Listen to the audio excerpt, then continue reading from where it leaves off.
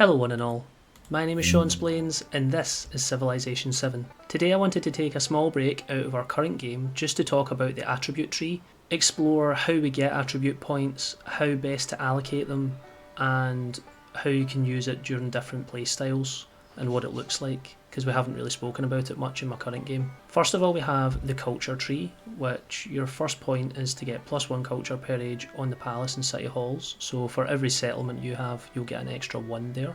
Next we have 25% culture towards civic masteries, which can be really good in the late game if you're wanting to just push through all of the masteries at once. And something that's worth noting is that your attributes carry through the entire game with you, so this will be useful in all ages, as well as 10% production towards wonders. Here we have +1 culture per age from great works on display, which will be more beneficial in the second half of each of your ages because your great works reset every single time and go back to 0, and then you collect whatever great works is appropriate for that age.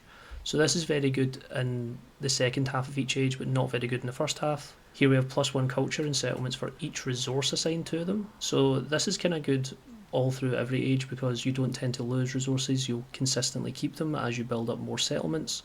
So out of the middle 3, this is probably the most useful for all turns in the game. Then on the right we have +5 culture per age in cities with at least 1 wonder. So if you're playing a heavy wonder game and you're building a lot and you're trying to get them in multiple cities, this is the best option. But again, it depends on what situation you find yourself in.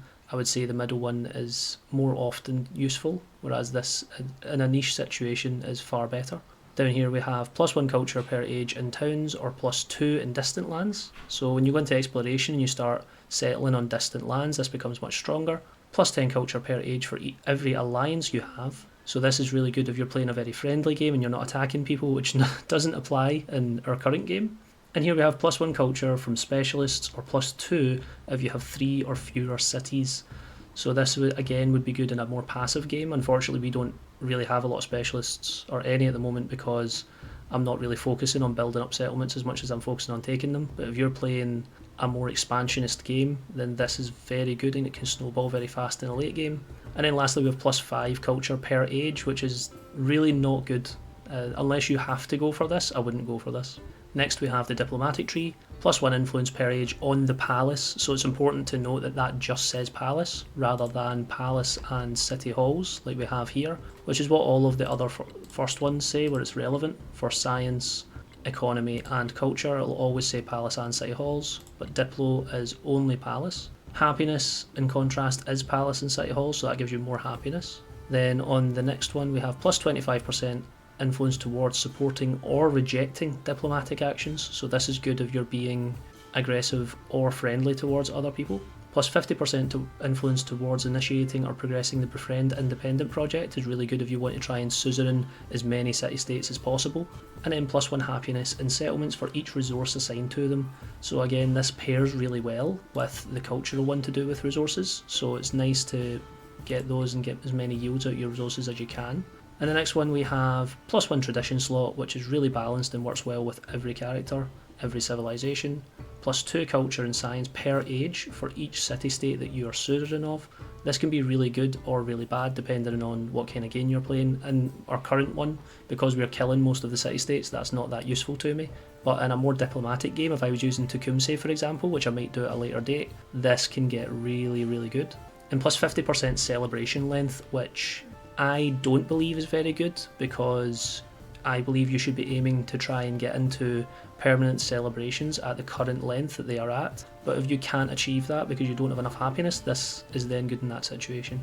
Last one here we have is unlock military sabotage espionage, which I'm not particularly familiar with because, like I said in my last episode, I don't do a lot of espionage, but I will explore this in future. And lastly we have +3 influence and +5 happiness per age, which out of all of the last ones in each tree, this is probably the most effective given how hard it is to get influence most of the time.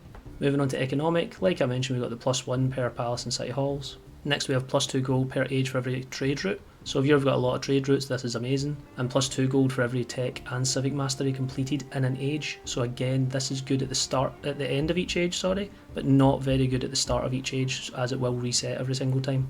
Another thing to note is that the trade routes also reset at the start of each age, so again this will be better in the middle of an age compared to the start, as will +1 gold for every imported resource, because that just means every resource that you're getting given to you per trade route. Here we have 15% golds towards purchasing and settlements, which I think is one of the best attributes in the game. It's really balanced, it's good for every character, you're always wanting to use it. Here we have +1 gold on resources in towns, or +2 in distant land towns, so again this gets more powerful in exploration age and onwards. +1 resource capacity in towns speaks for itself, as does +1 resource capacity in cities, or +2 if you have 3 or fewer cities.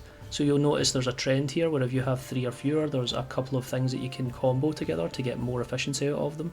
But then you've got to think about, if you're getting +2, if you've got 3 or fewer, if you then have 7 or more cities, you're automatically outweighing this positive. So if you think about it, there's no point in having 4 or 5, or even, well, 6 cities is the same, but there's no point in having 4 or 5 cities. You either have 3 or push for 6 or more. In the middle we have +10 gold per age for every alliance you have, again pairs with the cultural, +10 culture. And here we've got again +5 gold per age, which is not very good, so again I would use this as your last option if you have a lot of economic points. The Expansionist Tree is quite different to the first 3. So the first one we have is +25% production towards settlers. Then we have +1 food per age on warehouse buildings. All of your warehouse buildings you get about 5 or 6 per age, and you always want to build them as quickly as possible because they all have their bonuses and they are permanent, they're ageless, so they never get built over.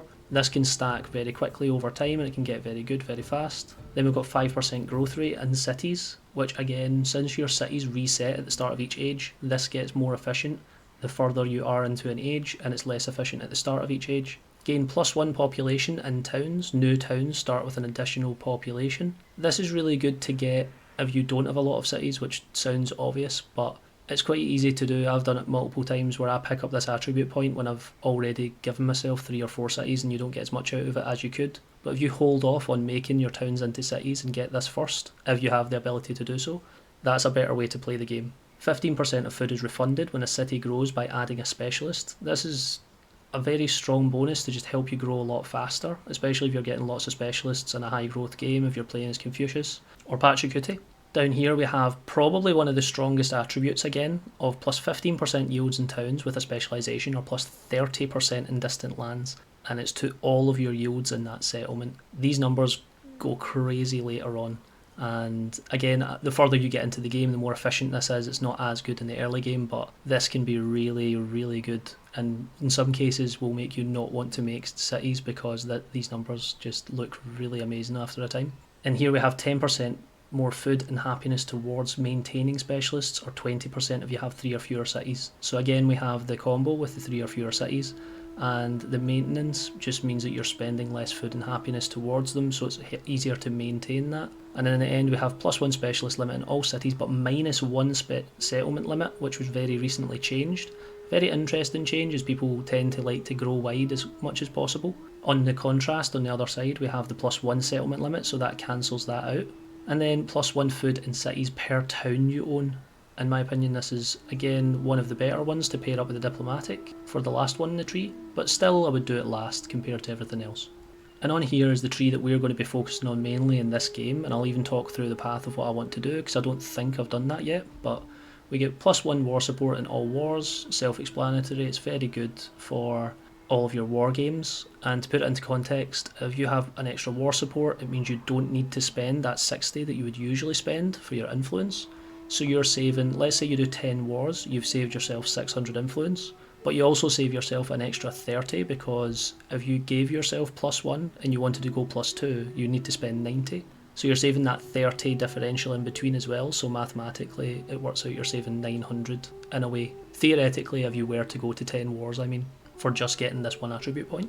Over here we've got +5 combat strength against independent powers and city-states. I almost always wouldn't pick this unless I'm playing a very aggressive game and I don't care about suzeraning city-states, which is very rare for me. Usually I like to befriend them because it's always kind of more beneficial. But if you're going purely war from the get-go, you want as much commander experience as possible with Sengoku Japan we now have in the game, or if you're playing as Trung Track, I would go for this, but in any other situation I would almost ignore it because you don't really need the bonus attack against city-states anyway, but it was just because a specialist situation in this case. Here we have ignore the happiness penalty from unrest and captured settlements. This can be really good to keep your happiness up and stop people potentially defecting if you're playing a game with the crisis that forces that to happen. Here we have plus 15% towards military units, which is always handy, it's neutral. If you're making military units, it's good. And here we have plus 50% influence towards levying city-states. Levying units from city-states, which I never do, but obviously 50% off is a bonus. Here we see our first legend unlock, so each leader in the game has a legend unlock where they get their own little attribute point that they add to the tree.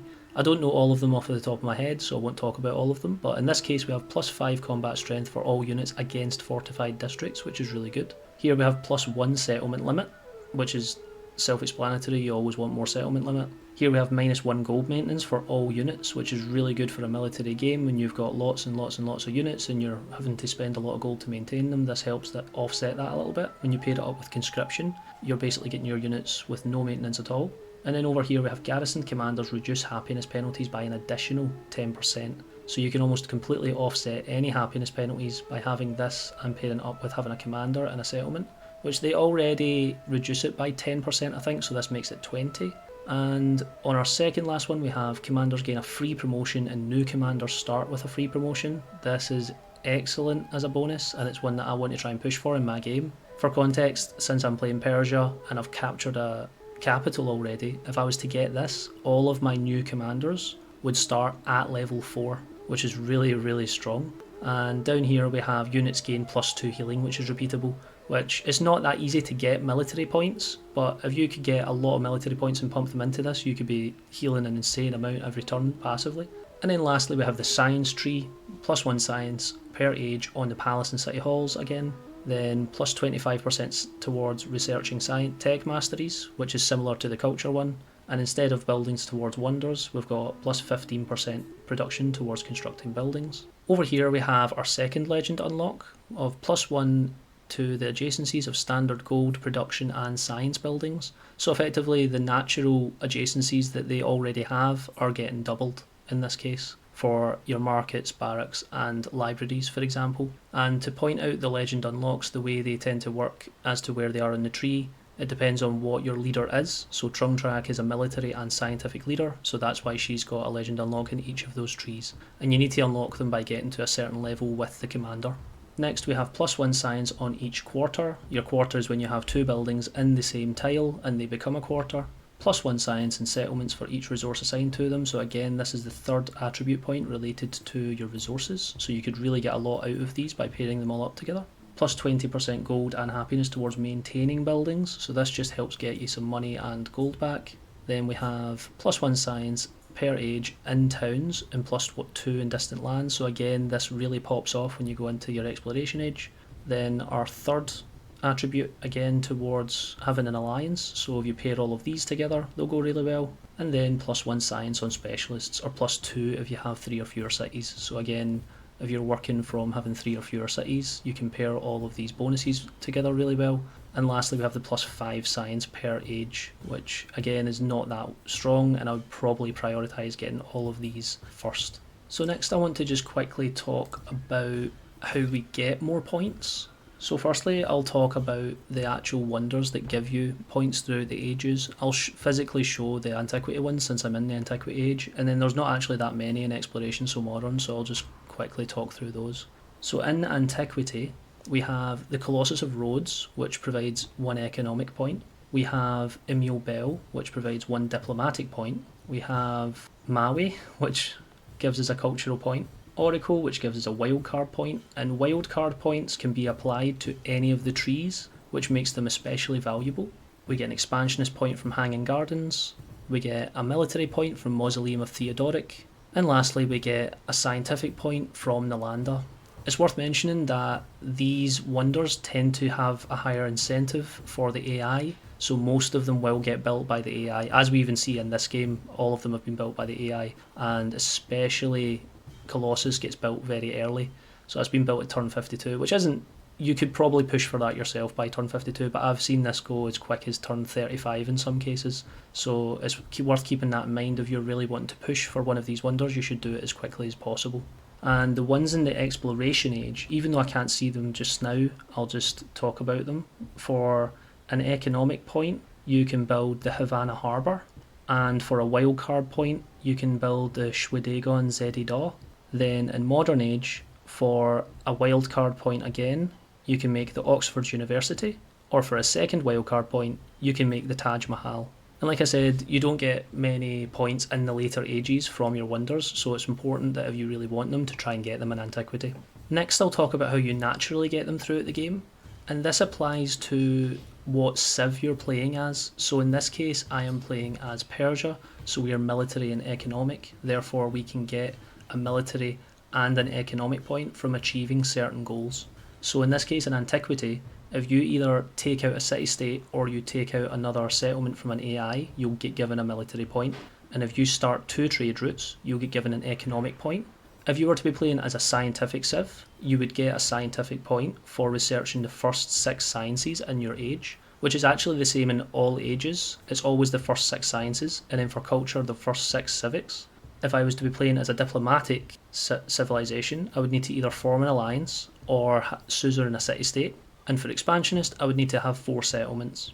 Moving on to your exploration age, as I mentioned, science and culture is the same, but for economic, you need to return a treasure fleet. For diplomatic, you need to form an alliance or suzerain a city-state that's in a distant land. For expansionist, you need to have 2 settlements in distant lands. And for military, you need to disperse an independent or conquer a settlement in a distant land. And for modern, if you want an economic point, you need to have 3 rail stations. For diplomatic, you need to achieve your ideology on the civic tree. For expansionist, you need to build 3 grocers and 3 settlements. And for military, you need to train a squadron commander, but again, science and culture require you to get 6 sciences or 6 civics respectively. Another instance where you can get random attribute points is from the future tech at the end of the tech tree, or future civic at the end of the civic tree. At the moment it says this costs 1757 science, but it's worth noting that every time you research this, the cost will go up, and as it says, it advances the progress of the age, so the age gets a lot shorter and you can only realistically research this 3 or 4 times, so it's not like you can really farm attribute points from it. Another couple of places it's worth mentioning you can get attributes from in the tech trees is in the modern age. When you research your ideology, you'll get 2 attribute points that apply to that ideology. For example, fascism gives you a military point and an economic point. And then lastly, the other place that you can really get your attribute points from is your narrative events to do with your civilization. In this game, when I was playing as Trungtrack with Persia gave us a narrative event that gave us a free commander ultimately, but in some cases with different civilizations, Egypt for example, you can get a military point for taking out an independent with their unique unit, and that changes through all of the different civilizations, and it's possible to get your attribute point in different ways.